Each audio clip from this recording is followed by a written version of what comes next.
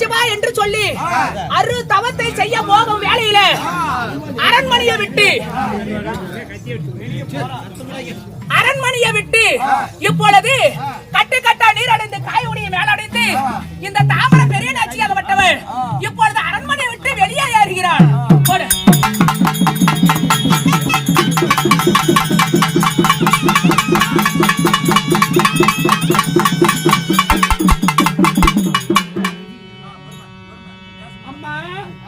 ஆனால் நான் வளர்க்கும் பன்றியே, நான் கட்டுக்கட்டா நீரடைந்து காயுடைய மேலடைந்து நான் அரண்மனை வாசுபடி எடுத்து காலை எடுத்து வைக்கும் போது ஆனா இப்படி வந்து என் கால மாட்டில் வந்து உழுவுறியே பன்றியே, உனக்கு என்ன வேண்டும்?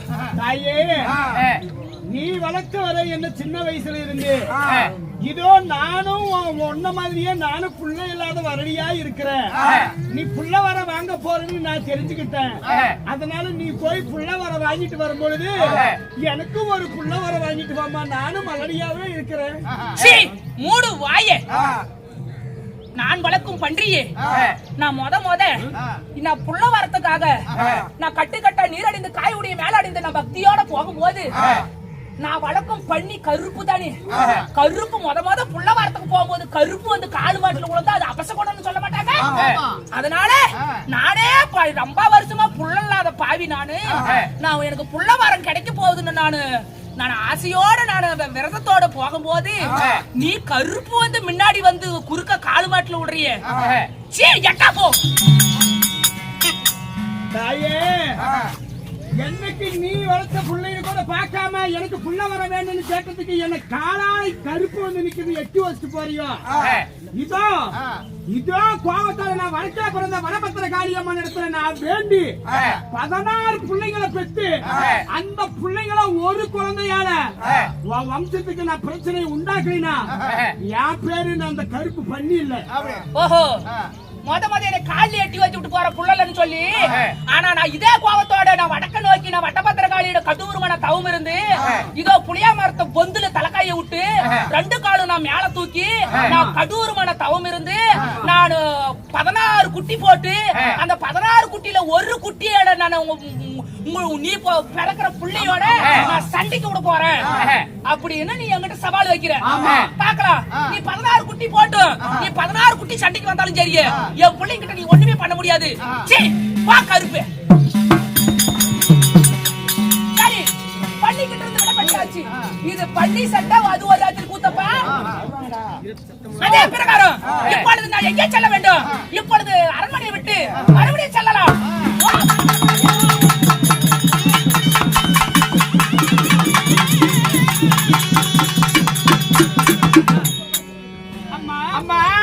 ஆனால் நான் வளர்க்கும் பச்சை கிளியே, கண்ணு கடுகு நிறம், மூக்கு முளவ நிறம், கழுத்து தங்க நிறம், 5 பஞ்சலோக கிளி வளர்க்கிறா தாமரை பெரியாச்சி. ஆனால் நான் வளர்க்கும் கிளியே, இப்பொழுது நான் கட்டுக்கட்டா நீரடைந்து காயுடைய மேல அடைந்து நான் வெள்ளிங்கிரிக்கு போயிட்டு இருக்கிறேன். நீ என் தோல் மேல தானே உட்காந்துக்கிட்டு இருந்த. கல்லாறு முள்ளாறு நீராறு நெருப்பாரு எழுங்க. ஆனால் இப்பொழுது நான் பண்ணிக்கிட்டு இருந்து விடைபெற்று விட்டேன். தோல் மேல உட்காந்துட்டு வா.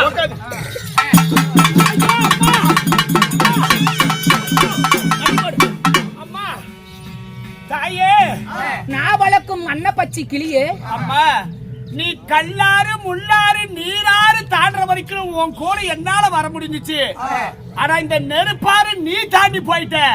இந்த நெருப்பாத்தை என்னால தாண்ட முடியல அம்மா. ஆனால் நான் வளர்க்கும் 5 பஞ்சலோக கிளியே, ஆனா கல்லாறு தாண்டி வந்துட்டேன், முள்ளாறு தாண்டி வந்துட்டேன், ஆனா நீராறு தாண்டி வந்துட்டேன். நெருப்பாறு தாண்டும் போது என்னால அனல தாங்க முடியல. என்னால இனிமேல் போட்டு உன் கூட வர முடியாதுன்னு சொல்றேன். அதுக்கு நான் என்னடி பண்ணட்டும்? அம்மா, நீங்க ஒண்ணும் பண்ண வேண்டாம். இதோ நான் மேல்நாட்டார் சீமையில நீ ஒண்ணு கவலைப்படாத. எனக்கு ஒரு வழியை காட்டுன்னு சொல்றேன். சரி, நீ ஒண்ணு கவலைப்படாத. இந்த நெருப்பாரால உன்னால தாண்டி வர முடியாது. இங்கேயே இருக்க முடியுமா? இல்ல இப்படியே திரும்பி நம்ம அரண்மனைக்கு போகட்டா? நீ அரண்மனைக்கு போனாலும் நீ அங்க பொழைக்க மாட்டே, செத்து போயிருவ. நான் சொல்றத கேளு. நீ என்ன செய்ய போகிறாய் தெரியுமா? இதோ மேல்நாட்டார் சீமைக்கு செல்லு. ஏன்னா உங்களுடைய இனத்த கிளி உன்னுடைய இனத்தோட நீ இருந்தாதான் நீ நல்லா சுகத்தோட இருப்ப. நான் இல்லாத இடத்துல நீ எங்க இருந்தாலும் நீ சுகத்தோட இருக்க முடியாது. அதனால மேல்நாட்டார் சீமையில ஆயிரக்கணக்கான கிளிகள் இருக்குது. அந்த 1000 கிளியில நீ ஒரு அதிகார கிளியா இரு. அப்படியா? இங்க பாரு, என் புள்ளைங்க வர நான் வாங்கிட்டு வரும்போது என் புள்ளைகிட்ட உன்னை பத்தி சொல்றேன். என் புள்ளைகிட்ட சொல்லி உன்னை என் புள்ளையால உன்னை கொண்டு வந்து அரண்மனைக்கு சேர்த்துறேன். அப்படியாமா? இதோ சத்தியம். தீவில 1000 கிளியில அதிகார கிளியா இருப்போம். அப்படியா? வரப்பா, இது ஒரு கிளி சண்டை, அது ஒரு ராத்திரி கூத்தப்பா. அம்மா, விளக்கம் புரியுதா? அம்மா, எனக்கு ஒரு சந்தேகம். என்னடி? உன் பிள்ளையாகப்பட்டவன் வந்து நான் தான் உன் பிள்ளைங்கிறது நான் எப்படி அவன் சொல்லுவா? நான் எப்படி கண்டுபிடிக்கிறது? அப்படியா? உனக்கு அடையாளத்தை நான் சொல்லிட்டு போறேன் கேளு. உனக்கு எப்படி என்றா, உன்னுடைய அடையாளமோ கண்ணு கடுகு நேரம், மூக்கு முளவு நேரம், கழுத்து தங்க நேரம், நீயா 5 பஞ்சலோக கிளி நீ. அதனால இந்த அடையாளத்தை என் புள்ளகிட்ட நான் சொல்லுவேன். அறிமுகமா சொல்றேன். ஆமா, என் புள்ள உன் அடையாளத்தை கண்டுபிடிப்பா. சரி அம்மா, அப்படியே ஆகட்டும். என் புள்ளையால அரண்மனை நீ வீடு வந்து சேருவ. அப்படியே ஆகட்டும். அப்படியே போயிட்டு வா. 1000 கிளியில அதிகார கிளியா இரு. சரி அம்மா. காலேஜுக்கு போயிட்டு ஆடி முடிச்சுக்குள்ள ஓடி. கேளுங்க சபையோர்களே, இப்பொழுது தாமிரபரணி ஏகப்பட்டவள் இப்பொழுது நாச்சியாகப்பட்டவள் வெள்ளிங்கிரி வந்து அடைகின்றாள். தாமர பெரிய நாச்சியாகப்பட்டவர் பள்ளி கிட்ட இருந்து விடைபெற்று விட்டு கிளி கிட்ட இருந்து விடைபெற்று விட்டு கல்லாறு முள்ளாறு நீராறு நெருப்பாறு தாண்டி வருகிறாள். அப்பொழுது வெள்ளிங்கிரியை வந்து அடைகின்றாள். அப்பொழுது வெள்ளிங்கிரிக்கு வந்து அடைந்த உடனே அவளுடைய மண்ணில பிறந்த மதிகார செல்லியம்மா பெரிய காண்டுச்சு இதோ திருநீரா கொடுத்திருக்கிறார் 60 அடி செப்பு கம்பத்தை. இதோ இந்த வெள்ளிங்கிரி அடிவாரத்துல இப்பொழுது அவள் அமர்ந்து இப்பொழுது அந்த செல்லியம்மா கொடுத்த திருநீராகப்பட்டது இதோ இந்த அடியில் போடுகின்றாள். ஓம் நமச்சிவாய.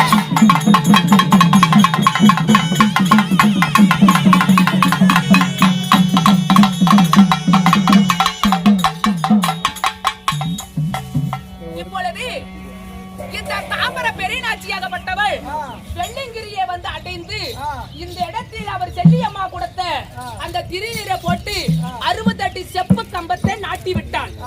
இப்பொழுது இந்த தாமர பெரியநாச்சியாகப்பட்டவள் முதல் பூசியாக இப்பொழுது அவ விநாயகருக்கு துதி பாடுகின்றாள்.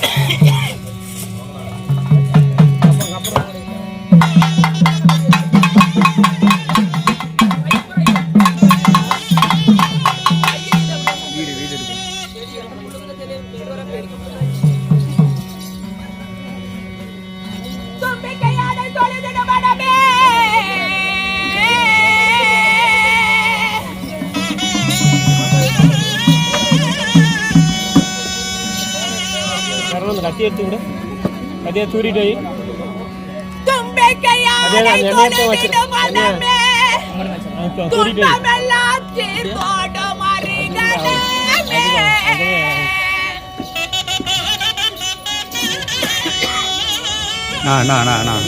இங்க பாருங்க பின்னாடி பாருங்க. எங்க முப்பரி நூலடிந்த முதல்வனே போற்றி உலக போற்றி செய்ய என் முதல்வனே போற்றியே.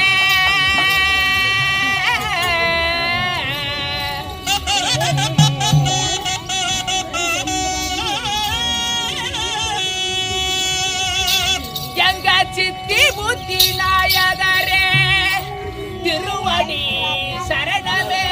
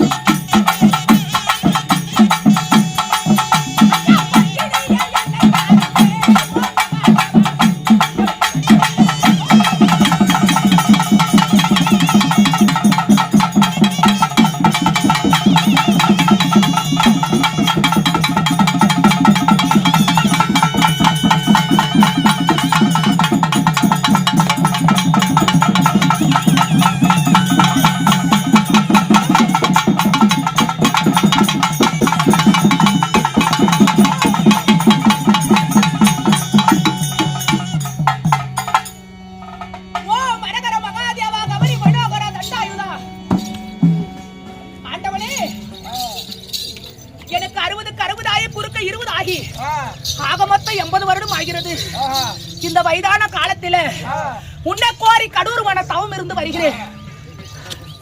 திங்கள் சூடி திங்கள் தேவனே, ஓ மகாதேவா, இந்த அடியோருக்கு எனக்கு காட்சியளிக்க வேண்டும். பகவானே,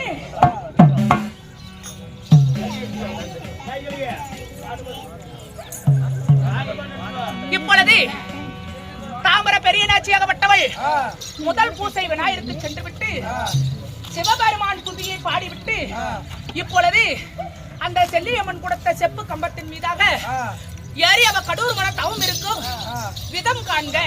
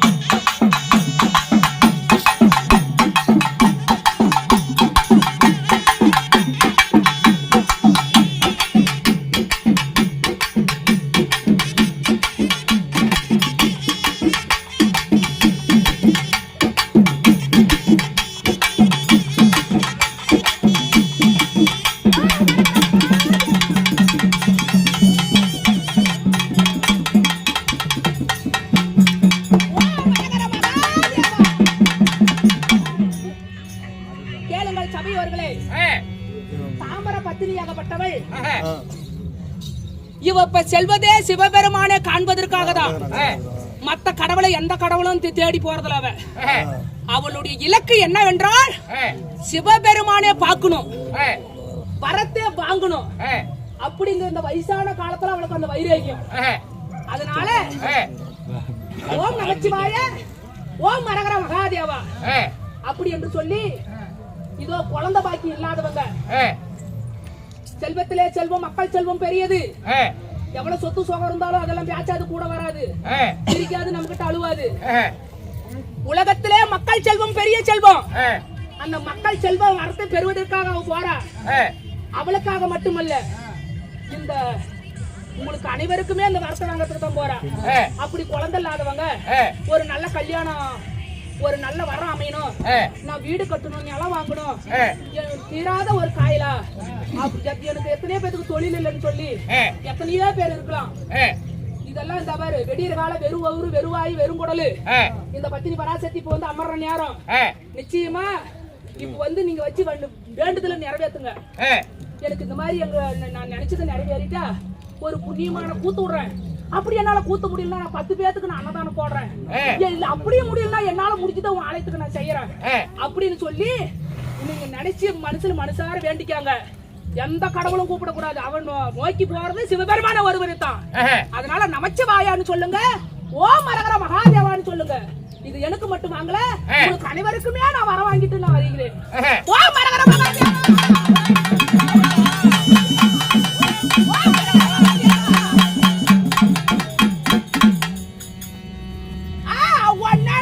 திருப்படியா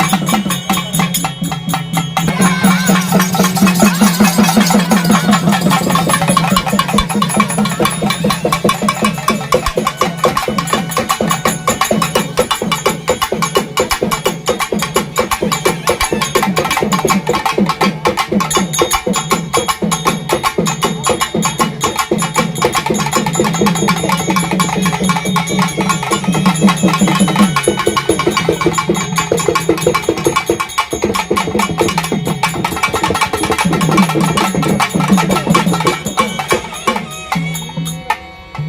ஹரஹர மகாதேவா.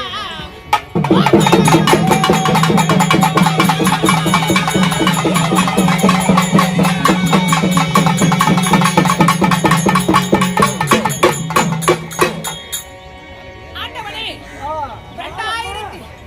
2011 நேத்திர படித்த சிவபெருமானே, என்னை உன்னை கோரி கடூரமான தவம் இருக்கும் வேளையில இந்த அடியோருக்கு எனக்கு காட்சி அளித்தீர்களே, உன் தாங்கள் திருவடி கமலங்களுக்கு பள்ளிக்கு முள்ளிக்கு இருவாச்சி கோந்து வந்தாரம் என்று சொல்லக்கூடிய பல ஜாதி மலர்களா பறித்து வந்து உன் திருவடி கமலங்களுக்கு இந்த தாமிர பத்தினி வந்தனம் செய்தேன் சுவாமி.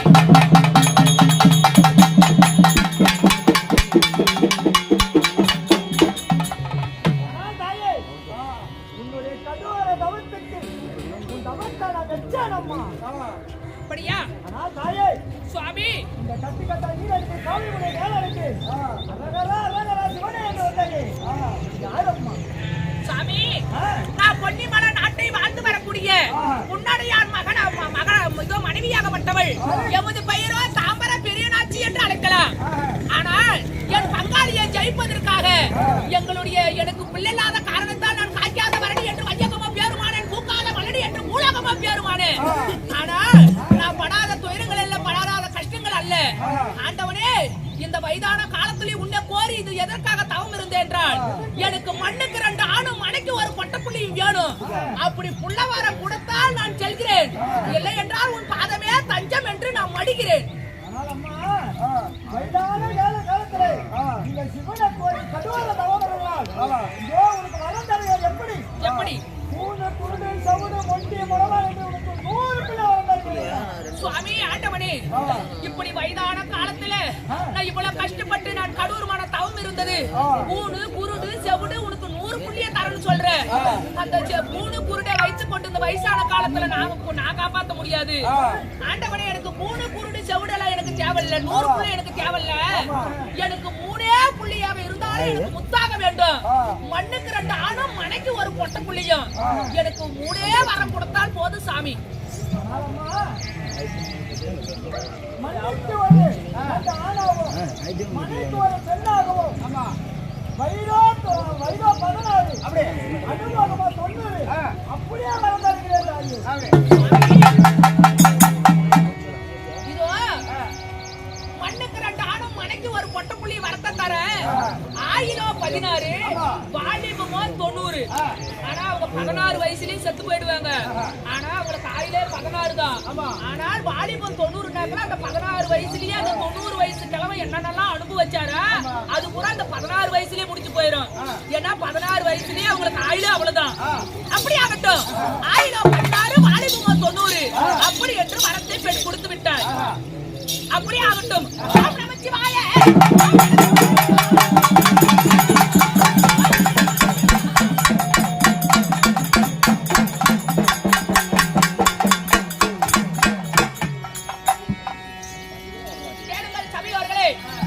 எப்படி என்றால், தாமர பத்தினியாகப்பட்டவ அங்கும் பங்காளிகளை பூரா கூப்பிட்டு நோம்பி போடுறாங்க. இதோ இவனா பெரிய வீட்டுக்காரன்னு சொல்லி பொங்க சோத்துல ரசத்தை வச்சு கொடுக்குறாங்க. அதுலயும் சாவுல. அப்ப அதே பிரகாரம் ஆளுக்கு ஒரு சக்கரத்துல தலைக்காய வச்சா, முன்னாடியா ஒரு சக்கரத்துல தாமர பத்தினி ஒரு சக்கரத்துல தலைய வச்சா செத்து போயிருவாங்கன்னு சொல்லி இந்த நாட்டை போற நாமளே ஆளவான்னு நினைச்சாங்க பங்காளிங்க. செல்லியம்மா பார்த்தா தேராகப்பட்டது எதிரி அந்த 11 வீட்டு பங்காளிங்க மேல விழுந்து அவங்களுக்கு தான் கை கால் உடைஞ்சது. இதோ தாமர பத்தினியாகப்பட்டவன் 1000 பேருக்கு அன்னதானம் போட்டு பிறகு கட்டுக்கட்டா நீரடைந்து காய் உடைய மேல அடைந்து பண்ணிக்கு ஒரு பதிலே சொல்லிட்டு கிளிக்கு ஒரு பதிலே சொல்லிட்டு இவன் வெள்ளிகிரிக்கு வந்து கடுவான தவம் இருந்து இப்பொழுது சிவபெருமானிடம் இருந்து வரத்தை பெற்று விட்டாள். கேளுங்கள் சபையோர்களே, இப்பொழுது சிவபெருமானிடம் வாங்கிய வரத்தை இப்பொழுது மக்களுக்கு உங்களுக்கு நான் அளிக்கின்றேன்.